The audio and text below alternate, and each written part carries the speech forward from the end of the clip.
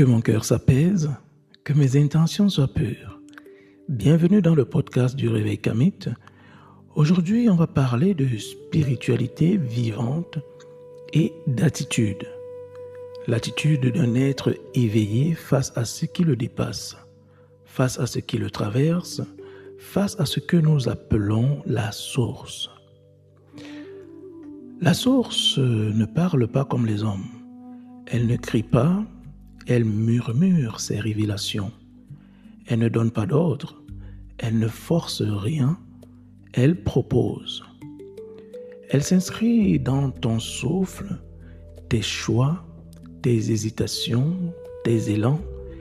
Et un kamit réveillé comprend une chose essentielle. La source n'est pas extérieure.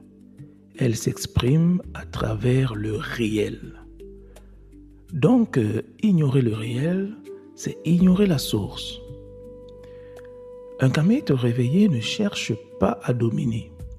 Il cherche à comprendre. Son socle repose sur 4 piliers. Le premier, c'est l'humilité. Tu peux accumuler du savoir, mais face à la source, tu restes un apprenant, car nul n'est premier devant l'origine.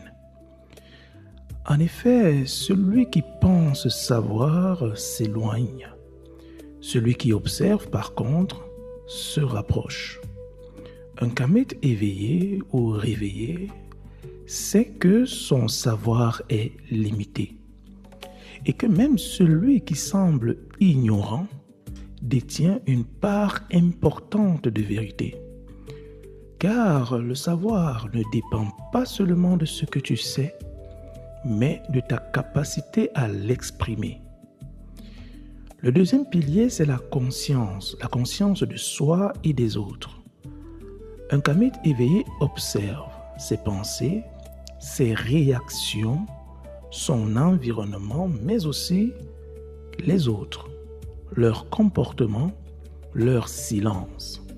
Parce que la source parle aussi à travers les autres, même dans un conflit, même dans une erreur, même dans une injustice.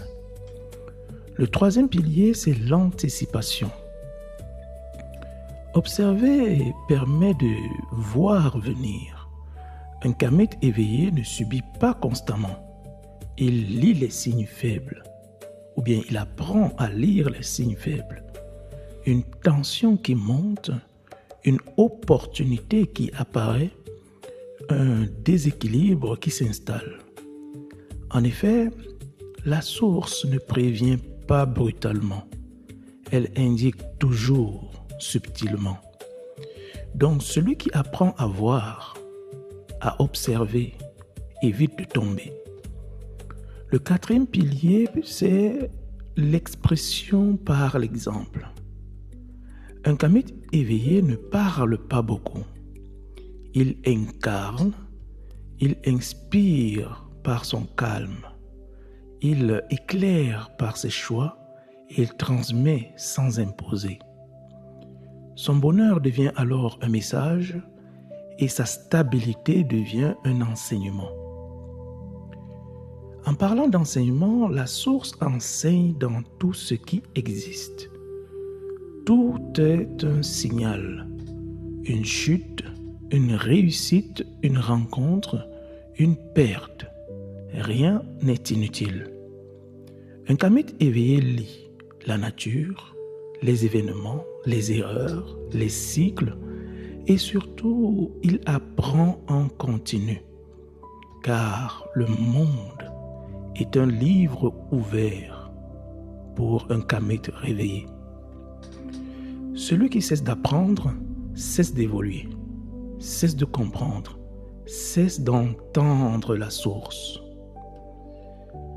Lorsqu'on cesse d'entendre la source, lorsqu'on ne la comprend pas ou plus, elle devient insondable, mystérieuse. Mais dans notre attitude envers la source, nous devons garder à l'esprit qu'on ne peut jamais la contenir, la définir totalement, la maîtriser.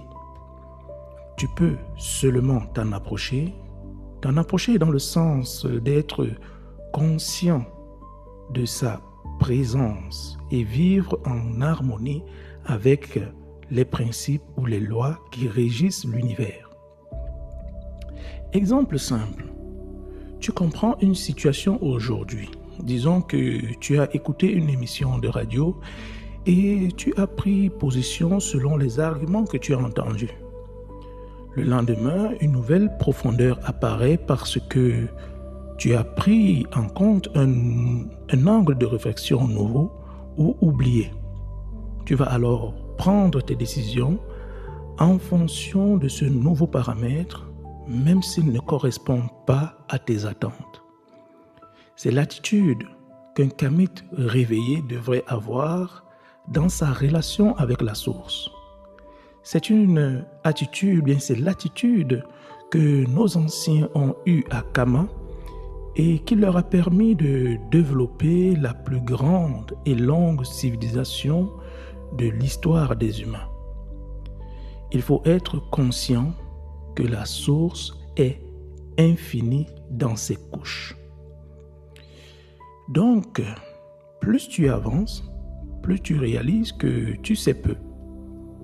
Plus tu comprends, plus le mystère grandit.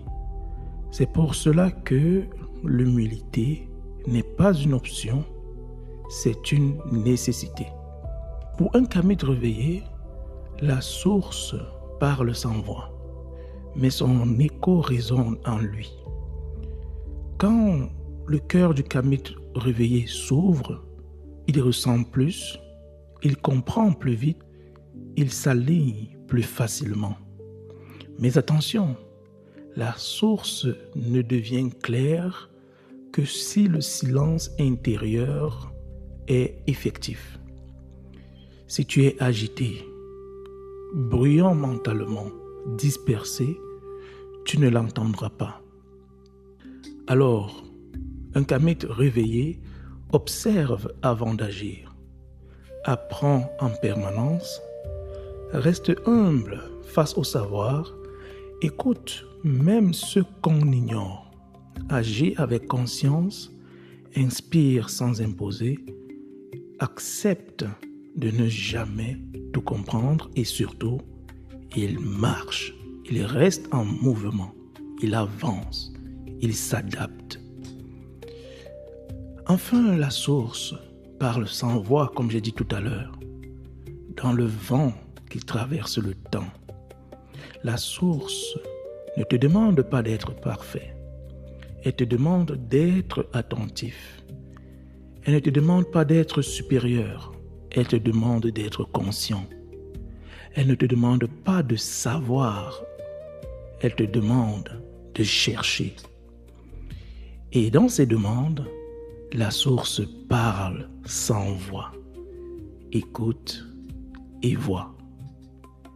Que mon cœur s'apaise, que mes intentions soient pures et à bientôt.